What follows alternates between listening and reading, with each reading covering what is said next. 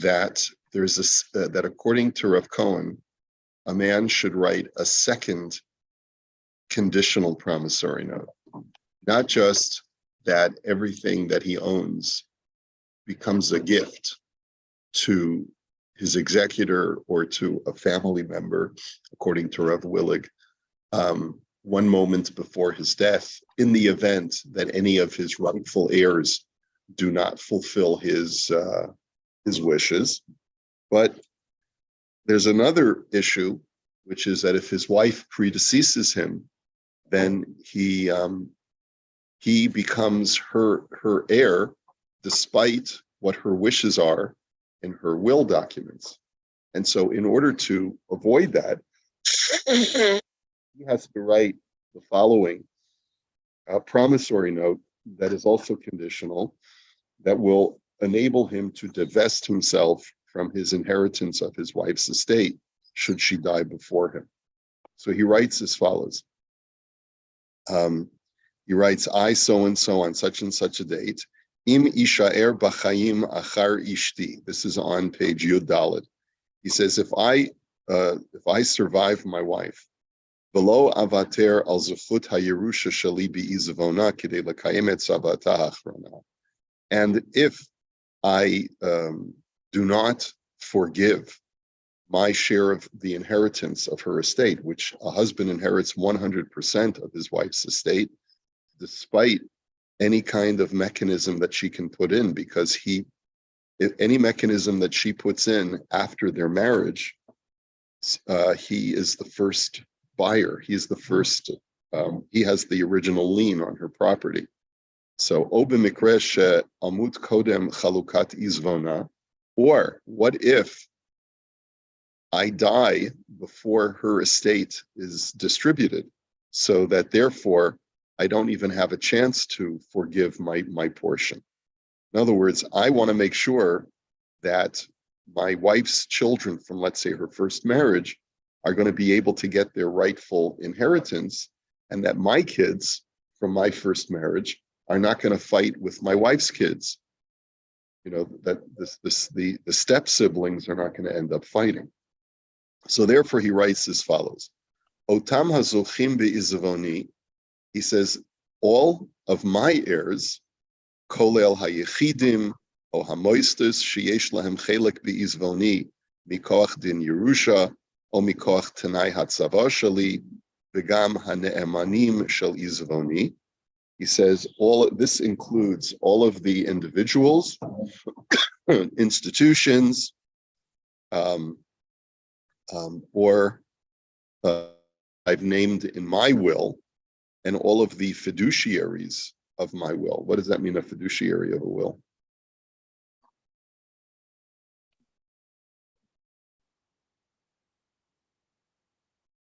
So I don't know what he means by that. Basically, anyone who has an interest in my will, lo yivatru al zuchtam. Fiduciary obligation. He has an obligation to execute the will as it is. Okay, all right, so the fiduciaries you're saying would be those people who are obligated to execute my will. Lo yivatru al zechutam bi'izavon ishti kedei lekayem et tzava'ata. If, he says, the people who are my heirs, if they do not forgive the portion of my wife's estate to the people that she has named in her will, or mixat hazochem be'izvoni lo yivatru al zuchutam be'izavon ishti kidei lekayem et tzava'ata. Or let's say some of my heirs are willing to forgive, are not willing to forgive. Umiksatam yivatru al zuchutam be'izavona kidei lekayem et tzava'ata. And some of my heirs are willing to forgive. V'imchol hazoche bishtar hitchayvut ze et zechuto hazeh klape otam hazochim be'izavoni hamevatrim al zechutam be'izavon ishti. And the person who will sort of take possession of this promissory note on behalf of the people who are willing to forgive their portion in my wife's estate. As hareini mitchayev me'achshav sach blank le blank. He says, then I will, I hereby create a gift of $100 million, let's say, to such and such a person. Uzman piraon shel chozeh usha'at mitat ishti. He says, and the time when the payment is due will be at the moment of my wife's death. V'chol nichsin v'kinyanin de'is litchos kol shemaya dekanoa yuda an olamikni nichsin de'is lahon achrayos v'deles lahon achrayos kulahon yahon achroin va'arvoin. He says, and this is the standard boilerplate language. He says, and all assets that I have under the heavens that I have purchased or I will purchase, whether it's property that is lienable, that is real and that can have a lien placed on it, or property that is chattel that cannot have a lien placed on it. All of my assets can be used to collect on this gift that I am making to so and so. You can even use the shirt off my back to pay off this debt. Whether I am still alive or after my death, from this day forward. In other words, the gift will work retroactively on the date that my wife dies. This gift will go into effect. In other words, essentially what you're doing is basically, if any of my heirs put up a fight to try and get dibs on my deceased wife's estate and try to contest her will and testament, then whatever I own, giving $100 million to so-and-so, and that so-and-so will fulfill my wishes. Okay, so basically this is how you're doing it. Okay, and this is true even if my heirs are minors. He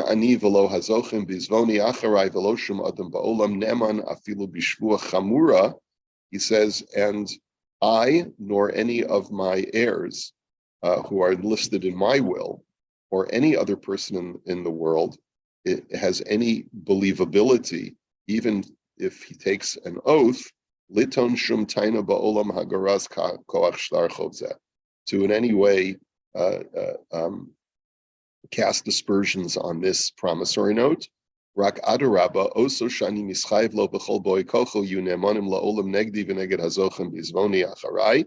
He says, but to the contrary, I hereby state explicitly that the person that I have named to be the recipient of my $100 million gift shall have all of the power and all of the authority against anyone who tries to claim against him. He will not have to take an oath. He just has to express his words with presenting this shtar. He will not have to take an oath or accept any chayrim upon himself to make the declaration that this promissory note has not yet been paid. We saw this language before. His lien on my property shall not be forgiven unless someone can produce a receipt that was signed and witnessed by two witnesses that state that the debt has already been paid. O ad nikra kera beis din, or until the beis din themselves tear up this note. Ushtar zeh afal pishi yamunach tachas yadai yihi elaraya berur l'chol hanal. And this note, even though it's in my possession and not in the possession of the gift recipient, shall still be the ultimate evidence that this person is entitled to the gift. And no claim of that it's already been paid or that I have retracted the gift, changed my mind. That is not admissible. And this debt that I have generated has been done in a way that is legal.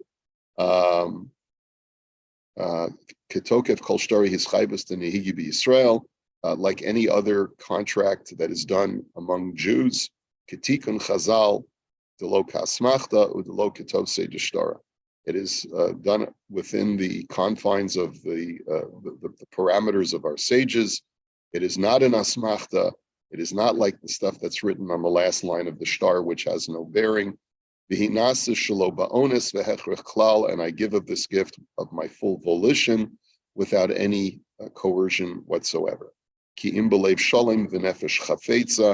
I am giving it with a full heart and a desirous soul. With full, complete and sound mind. He says, and I have enacted this in a based in chashuv, in an important based in, a knowledgeable based in, and it has been done with a proper instrument of making a kinyan. Using an instrument that is valid. Alter b'shasa kinyan, and it sets in immediately. Even though the contract, this paper, this note, has not yet departed from my possession. He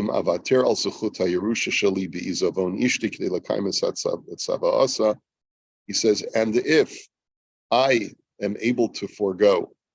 So in other words, I'm making this gift on the condition that either I, or if I'm not around, my heirs in any way contest my wife's will. If, on the other hand, I do forego my portion of my wife's estate, and I do choose to fulfill her wishes in her will, or in a situation where I die before her estate is divided, and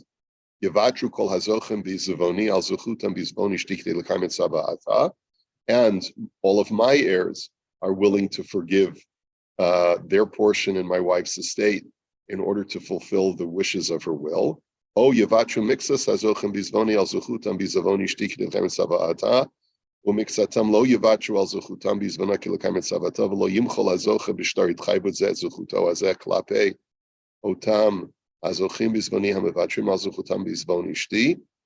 then he says, or the other possibility is a portion of my heirs are willing to forgive their rights in my wife's estate in order to fulfill the wishes of her will. Some of them, however, are not willing to forgive. And the person who is receiving this conditional gift of $100 million from my estate does not forgive his rights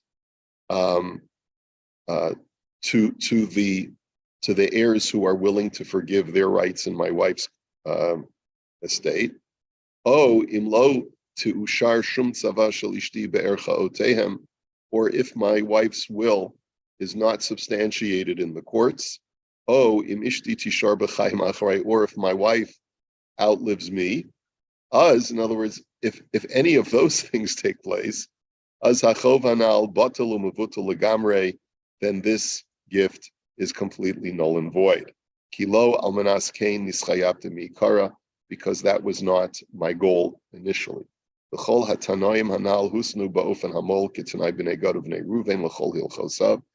all of the necessary conditional requirements shall be considered as being enacted in this contract and signed, so forth and so on. So you've really, really closed all the loopholes with this one, right? So you would think, now, Rav Willig does not require this. This second shtar is not something that I routinely tell people to do, but it's actually a pretty good idea when you think about it. In other words, essentially what you're sort of closing all the gaps. And the truth is, this type of paperwork is very helpful if you're married to a woman who is independently wealthy of you and has heirs other than your joint heirs. That's when this piece of paper would come in very helpful. Okay. You have to have children, children from the first marriage coming to the second marriage, or want to leave something, for example, to the brother. This is a good question. What if she wants to leave something to her brother, and she has her own independent wealth? She can leave her independent estate to whoever she wants. And if the husband says, I see your point, your brother is in an institution and he doesn't have anyone to care for him, and he's going to need money or to hire a caregiver and stuff like that. So then, yeah, that makes a lot of sense. Yeah. So you're right, Lloyd, it doesn't have to specifically be children. It can be anyone that she wants to leave money to, even a friend, Okay, let's go on to chapter 3. Seder bitzua shtarei hahitchayvut. This is how you execute these conditional gifts. Okay. La'achar miloi mekamot Hashem v'hazman v'sikum ha'yitchayvut v'shem ha'ish. He says, after you filled in all of the names and the dates and the amounts of how much you put in 100 million or 10 million or a number that is going to surpass the value of your estate. And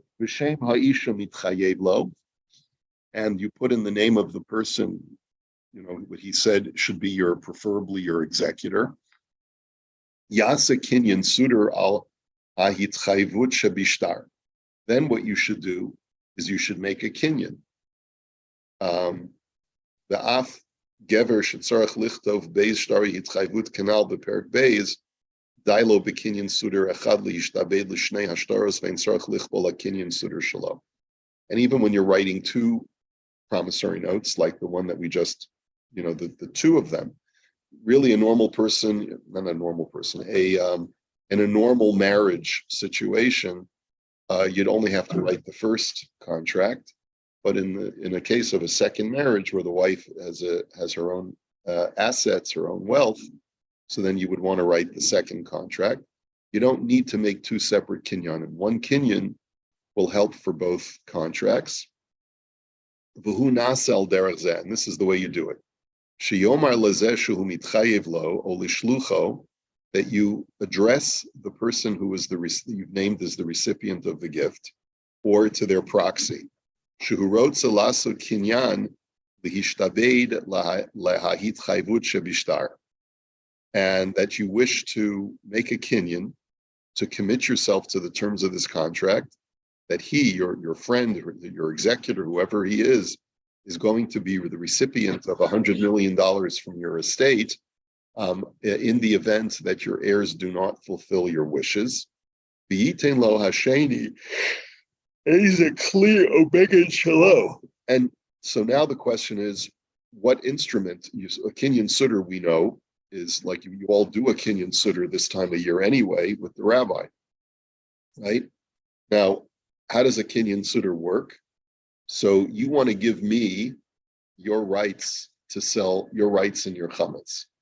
You're giving me the right to take possession of your chametz and sell it on your behalf to a Gentile.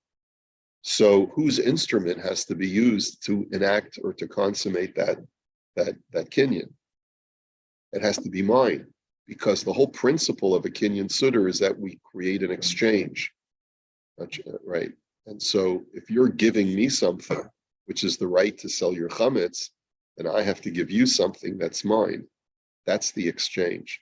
And that's a common misperception, because I've had many times where a guy will pull out his own pen and say, I'm ready to do the kinyan. And I say, no, it's got to be my pen, right? Oh, in other words, yeah, that's right. If you're, thank you very much for the nice pen. Now we'll make the kinyan. Yeah, that's right. That would work. Yeah. Okay. So v'yitin lo hasheni eza klio beged shalo, and then therefore the person that you're naming, the executor, should give you either an instrument like a pen or a piece of fabric, kidei liskos temuras hakli o habeged b'hischai v'shabishtar, in order for him to become now the legal recipient and the owner of this debt.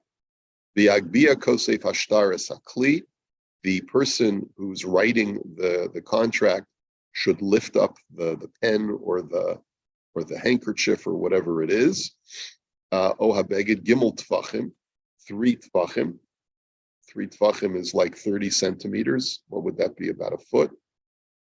Sheyalezeh lo lahagbaha, that acts as an act of hagbah. Uvazeh yehed nitnavas hakinyan suder al hahitchayvut, and in that way you've actually consummated an actual kinyan. V'achar hakinyan yachzer kosef hashtaris hakli o habeged leba'alav harishona. And then after the kinyan is enacted, the person who's writing this gift should return the pen or the handkerchief to the guy. And then he should sign he should sign the gift document, the promissory note.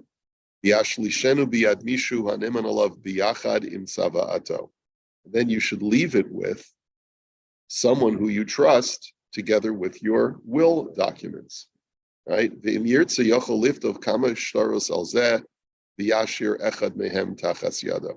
you can make multiple copies and leave a copy for yourself. Okay, so that would be the way to do it. Okay, so just to take a look at some of the notes over here. I don't know that we necessarily have to go through all the notes. He says you can sometimes use the proxy of the recipient of the gift. He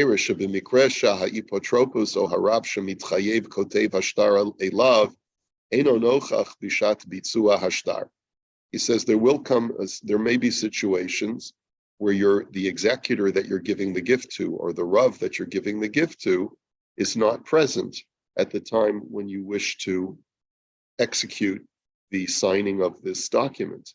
So therefore, Yomar ha'ipotropos o harav l'kosev ashtar mikodem shehu maskim shemishu acher yamud b'makomo lasos hakinyan surda belisko savura b'yischayvos shabishtar. And the guy says, so the rabbi says, okay, no problem. You can put me down as the gift recipient. I can't make it to your house right now. Use a guy who will act as my shaliach, and I hereby allow you to appoint a shaliach on my behalf.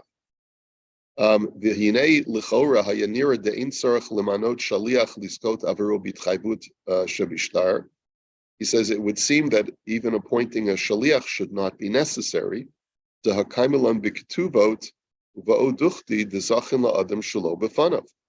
normally we say that even without the person's consent, you can give him a gift in his absence, right? Because we have a principle that you can give a person a zuchut, a benefit, in his absence. Like if I'm naming someone to be a gift recipient, I don't even have to tell them. So why is it necessary to get the rabbi's consent to appoint a shaliach? That's what he's asking.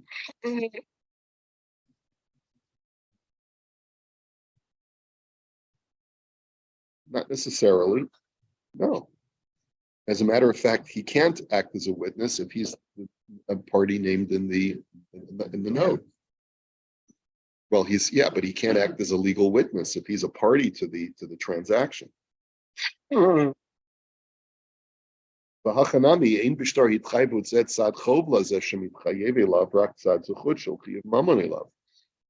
the truth is, there's no downside to this gift. And therefore, any person can act as a shaliach even without notifying the rabbi or the person who you're giving the gift to. He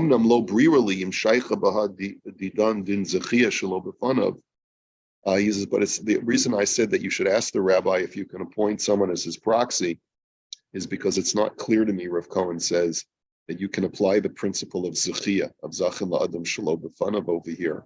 Why? Lefi Masha Pirish Rashi Begitin, the time of the Zachin La'adam Shelo B'fanav, Mishum Danan Sahari Denichalei Bahachi. He says, when we say that you can give a person a gift in his absence, is because we know with clarity, Rashi says, that he would want this gift. And therefore, we know for sure that he would want a person to act in his stead, to be his shaliach, to receive the gift. Below Yadana in Bahadidan Ikalamemar Hai Anansari Kivin Sharochuk B'Mitzias Sheyehelo Mizeh Ezarevach Mammon. He says, but in our scenario, it doesn't seem it's not clear to me, Rav Cohen says, that the person that you're naming in this gift really wants to be a party to all of this, because it's unlikely that he'll ever see a penny from this whole transaction. And if he'll never see a penny from this transaction, all he's got to worry about is grief from the heirs of the guy who's making the gift. He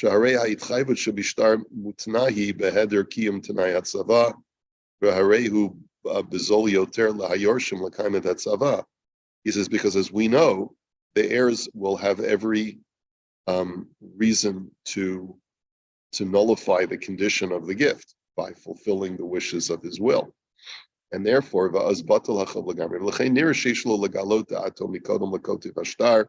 and therefore it seems to me, because since it's unlikely that this guy will ever see a penny, it's much better to reveal to the giftee that you're making him the giftee on this document. And therefore, that's why I think that's why he thinks, says Rav Cohen, that you should tell the person in advance that you're naming him as your gift recipient, and that you'd like to appoint a shaliach in his stead. In other words, what he's arguing is that, again, this is a form of dotting the I's and crossing the T's, closing all the potential problems. Lishlucho, and he says, V'nira sheshliach ze yehi Yisrael davka. He says, it would seem to me that the shaliach should be a Jew. Dehine beikar din zeh demahani kinin chalipan al yedei kelev shalsheni nechlaku bo hamakna v'haksos achoshen v'taimo shel davar. He says there's a whole machlokus whether a goy who is making a shaliach on your behalf can make a legal transaction in the way that we've described. There's a machlokus as what methods of kinyan a goy can make. Some of these methods of kinyanim, according to different authorities, can only be made by Jews. I'm not going to get into the whole thing because it's a very technical point. So he says, if you're going to appoint a proxy for the gift recipient, try to appoint a Jew as best if you can. Now, then when he said that you make sure that when the person when you're making the kinyan by taking the shaliach's or the giftee's pen or handkerchief, you lift it up 3 tfachim. He says, "Minei b'shulchan aruch Choshen Mishpat siman kuf tzadiches muva plukta the ravasa b'kinyan hagba in tzarach lahagbia gimel tfachim." There's actually a machlokas. How high do you have to lift the pen? Okay, there's always a machlokas, right? Do you have to lift it 3 tfachim when you're acquiring something in a kinyan through a method that's called hagbah, by lifting it up? How high do you have to lift it? And so there's a machlokas if you need to lift it 3 tfachim, desagi b'tefach echad, or according to some opinions, lifting it up 1 tefach is sufficient. V'yesh lehistapek im hanidon bazeh bekama tzarich sheyehi mugba min hakarka. He says, but that's only if you're lifting it up off the ground. Aval kol shemachzik bo l'mayla min hakarka kashir zeh l'mar kidisle l'mar kidisle chashuv hagba'a ma'alya afal pi shelo hu lo higbiho mishanot l'toch yado. He says, but if as soon as I pick it up, it's already 3 tfachim off the ground. So, for example, the giftee or his proxy takes the pen out of his pocket he's holding it in his hand, gives it to the person writing the note, and he's just holding it, and he's already 3 tfachim above the ground when it's in his hand. He says, "L'toch yado, the b'chai gavna yoel l'kuli alma." He says, according to some opinions, he doesn't have to lift it up at all because it's already well over 3 tfachim off the ground. Odilma ba'inan shemishanat lo l'toch yado yirimenu l'mayla shezehu ma'isa hagba. But then there's another possibility that you actually have to physically lift it 3 tfachim above the place where you actually got it in your hand.